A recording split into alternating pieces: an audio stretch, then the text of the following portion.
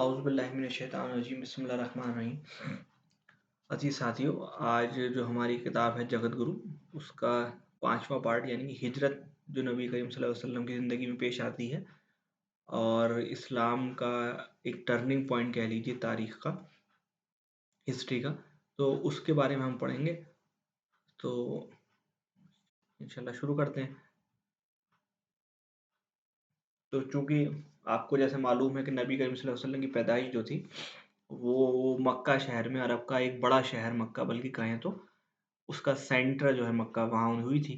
اور ایک مدت تک حضور نے قریش کو، مکہ میں رہنے والوں کو اسلام کی طرف بلایا، اور کچھ لوگ اس میں داخل بھی ہوئے اسلام میں، لیکن اکثر لوگوں نے اس کی مخالفت بھی کی، اسلام کی اور نبی کریم صلی اللہ علیہ وسلم کی۔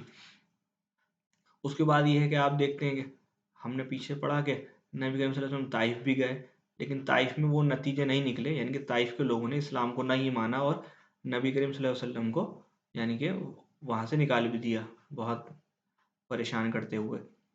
تو اب جو شہر مدینہ ہے یعنی کہ وہاں حضور جو ہے ہجرت کرتے ہیں، اس کے بارے میں ہم پڑھیں گے۔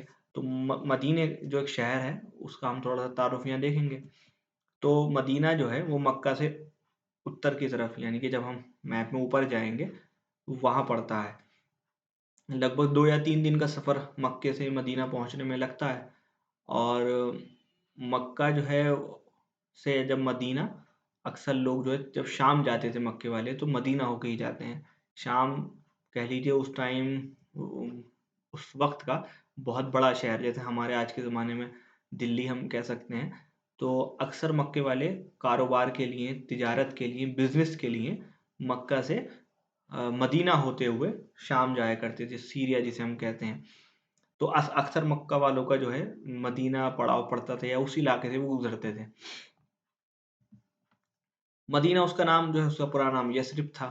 مدینہ الرسول جو ہے اس کا، جب حضور نے ہجرت وہاں کر لی تھی، اس کا نام مدینہ الرسول پڑ گیا تھا۔ مدینہ جو لفظ ہے وہ عربی زبان میں شہر کے لیے بولا جاتا ہے، تو مدینہ الرسول ہوگا کہ رسول کا شہر۔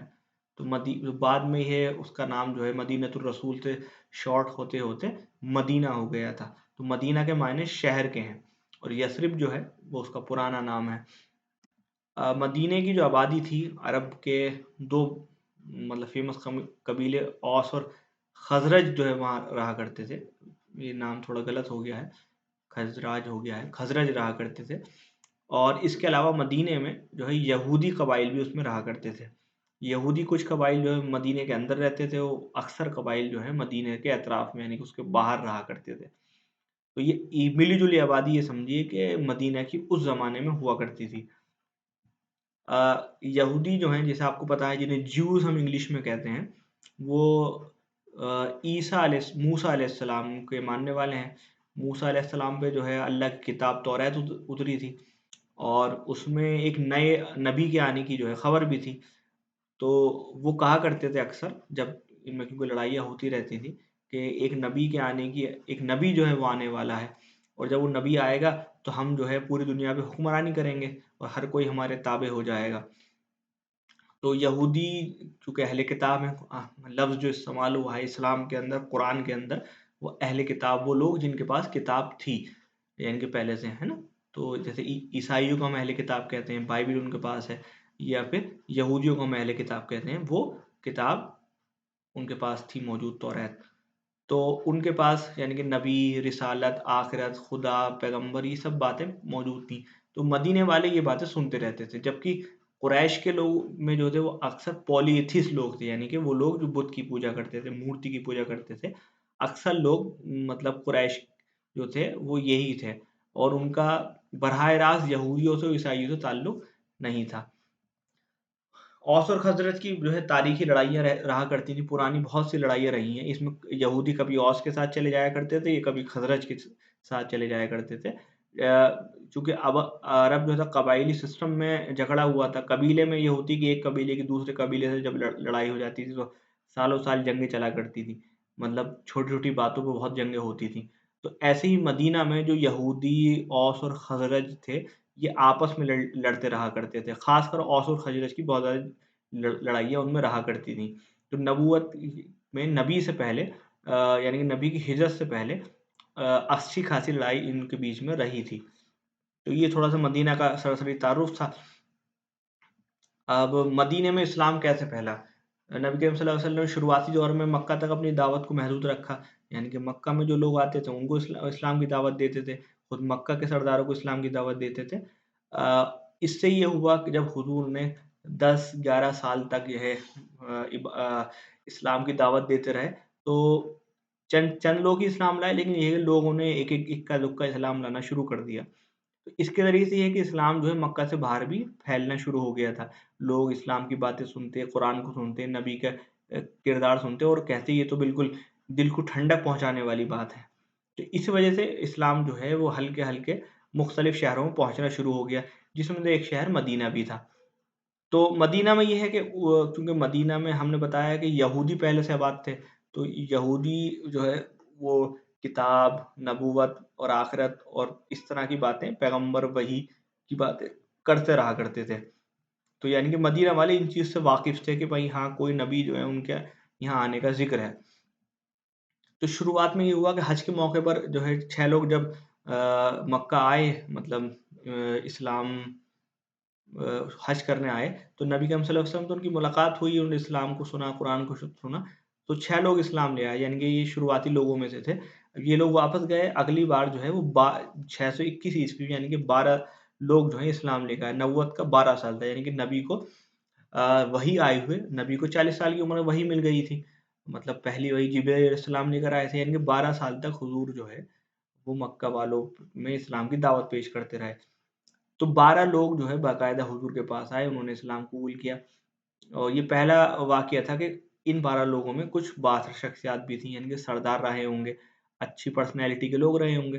तो वो लोग आए थे, उन्होंने बाकायदा तौहीद और इसको माना। तो इसके बाद हुजूर ने मुसअब बिन उमैर जो थे, वो हुजूर के सहाबी थे, उनको मदीना भेजा उनके साथ कि आप लोग इन्हें कुरान पढ़ाइए, इन्हें दीन की तालीमात दीजिए, नमाज़ का तरीका और ये मुख्तलिफ़ चीज़ें जो हैं वो उन्हें सिखाइए। तो मुसअब बिन उमैर को एक टीचर की हैसियत से, यानी कि एक टीचर की हैसियत से मदीना उनके साथ भेज दिया गया 12 लोगों को। जब ये मदीना पहुँचे, ये कि इस्लाम फिर हल्के-हल्के हर घर में फैलने लगा। हुआ ये कि मदीना में इस्लाम जो है नबी के पहुँचने से पहले ही, यानी कि वो काफ़ी उसमें फैल चुका था। इसके बाद अगले साल जो है एक बड़ी तादाद में जो है मदीना के लोग इसी इरादे से आते हैं कि हमारा नबी मक्का में सताया जा रहा है। नबी करीम सल्लल्लाहु अलैहि वसल्लम को कुरैश के लोग जो थे वो अब जो है अज़ियत देना मतलब दे रहे थे। मुसलमानों पे बहुत ज़ुल्म और ज़्यादती उसमें हो रही थी। तो उन्होंने सोचा क्यों ना जो है नबी को अब अपने शहर बुला लिया जाए, एक अमन उन्हें दी जाए और हम उनके पास रहें, उनकी सोहबत सीखें, दीन सीखें, इस तरह की बातें उन्होंने सोची। तो बाकायदा जब हज का मौका आया, तो जब मदीना के अक्सर लोग हज के लिए आए, उसमें बड़ा काफ़िला आया था। उसमें इस्लाम को मानने वाले लोग भी थे और मुसलमान भी थे। तो वो इसी उससे आए कि हम जो है मुआहिदा उसमें कर लेते हैं।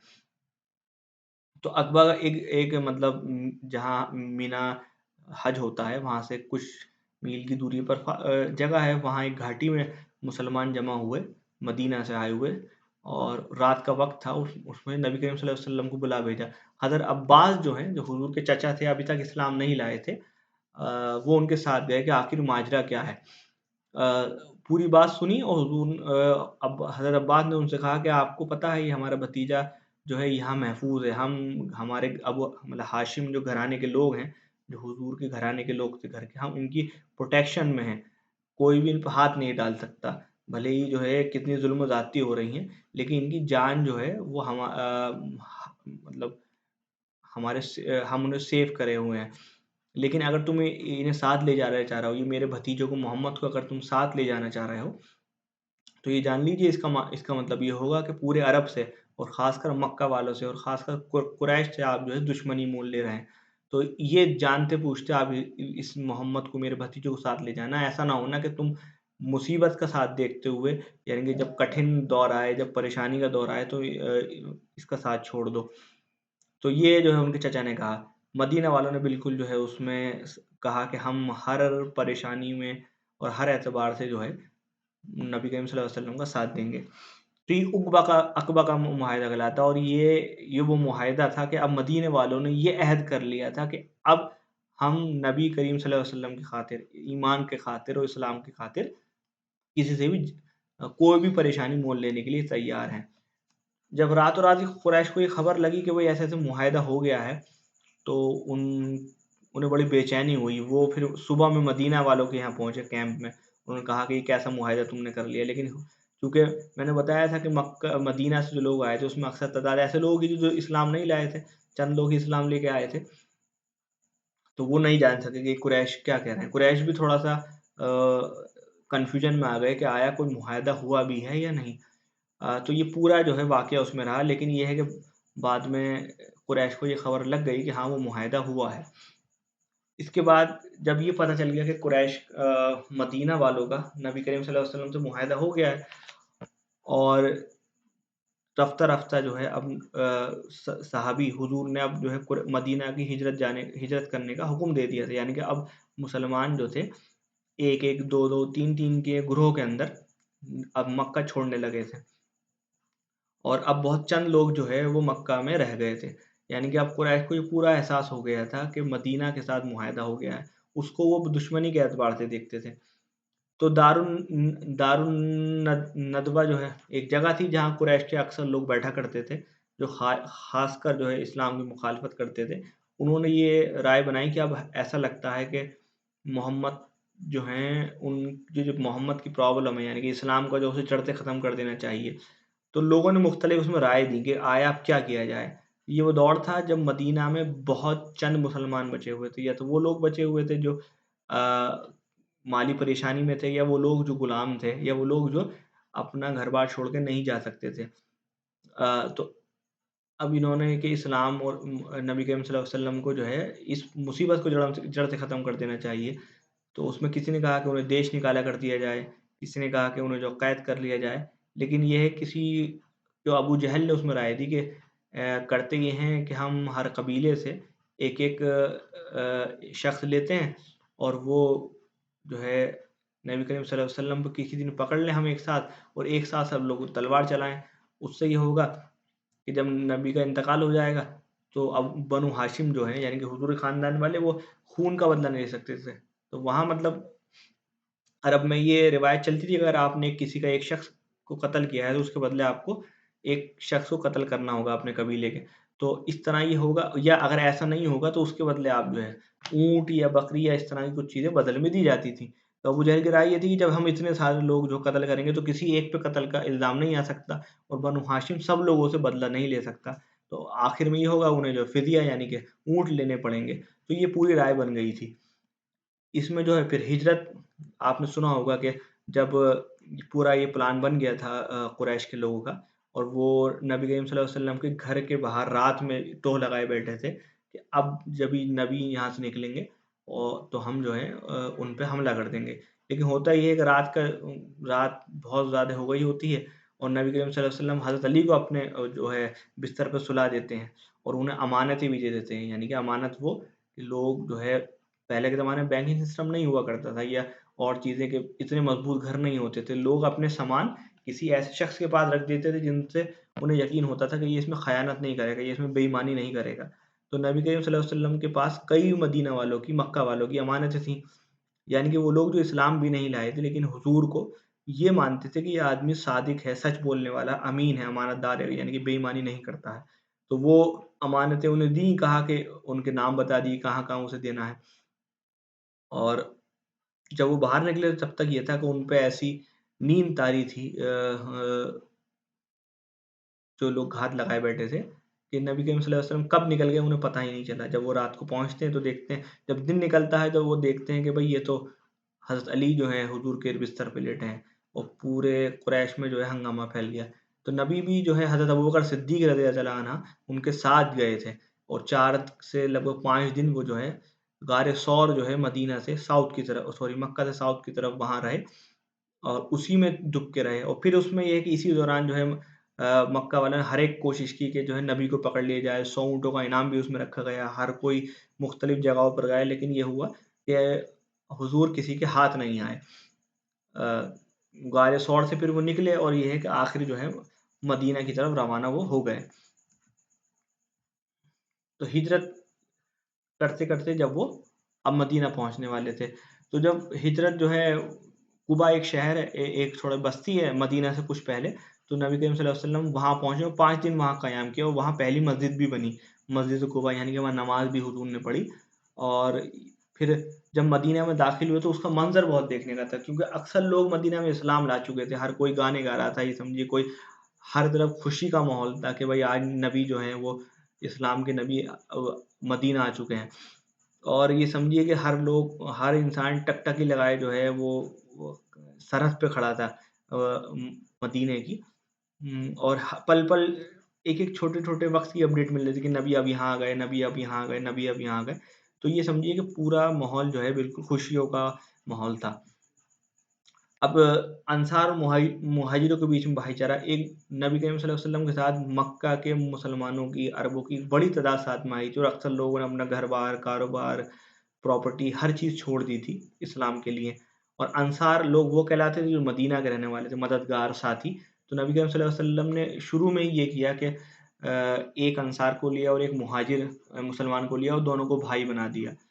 مطلب اس طرح سے جو معاشی پریشانیاں اور ان کے گھر کے رہنے کا انتظام بھی ہو گیا. ایسے جو 10-15 مطلب 100 لوگوں کے ساتھ انہوں نے ایسا کیا، اور آپس میں ایسا بھائی بنا دیا کہ جو خونی رشتے سے بھی زیادہ مضبوط بھائی اس میں ہوتے ہیں. اس سے یہ ہوا کہ ان لوگوں کو روزگار اپنا ملا، اور ایک جو ہے باعزت شخصیت کے اس میں وہ رہنے لگے.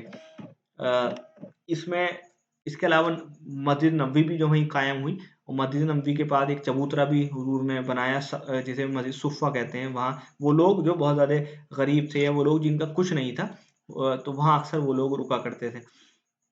میثاق کہتے ہیں کانسٹیٹیوشن کا، یہ لفظ جو میثاق مدینہ، کانسٹیٹیوشن آف مدینہ. آپ کو پتا ہے کہ جب حضور مدینہ آئے تھے تو وہ یہودی رہا کرتے تھے، اوس اور خزرج کے لوگ رہا کرتے تھے، یعنی کہ، اور پھر مسلمان میں پھر انصاری بھی رہا کرتے تھے. تو حضور نے ایک جو ہے کانسٹیٹیوشن کہہ لیجیے، اس زمانے کا پہلا ریٹن کانسٹیٹیوشن بنایا کہ کیا کیا چیزیں ہم کریں گے. اس میں موٹی موٹی باتیں یہ تھیں کہ ہم جو ہے ساتھ مل کر جو ہے باہری خطرے سے لڑیں گے. اگر کسی ایک پر حملہ کیا جائے گا، یہودی پہ کوئی حملہ کرے گا تو ہم ساتھ دیں گے، مسلمانوں پہ کوئی حملہ کرے گا تو یہودی ساتھ دیں گے. اس طرح کا معاہدہ ہوا. اور وہ فائنل اتھارٹی جو ہے وہ نبی کریم صلی اللہ علیہ وسلم، کوئی جھگڑا ہو جائے، کوئی ڈسپیوٹ ہو جائے گا دو گروہ کے درمیان، تو اس میں آخری فیصلہ نبی کریم صلی اللہ علیہ وسلم کریں گے. یہ اپنے آپ میں پہلا، یہ سمجھیے کوئی کانسٹیٹیوشن تیار ہوا تھا عرب کے لیول پر. جزاک اللہ خیر. انشاءاللہ اس کے آگے کے جو ہے ہم اگلے چیپٹر میں اسٹڈی کریں گے. جزاک اللہ.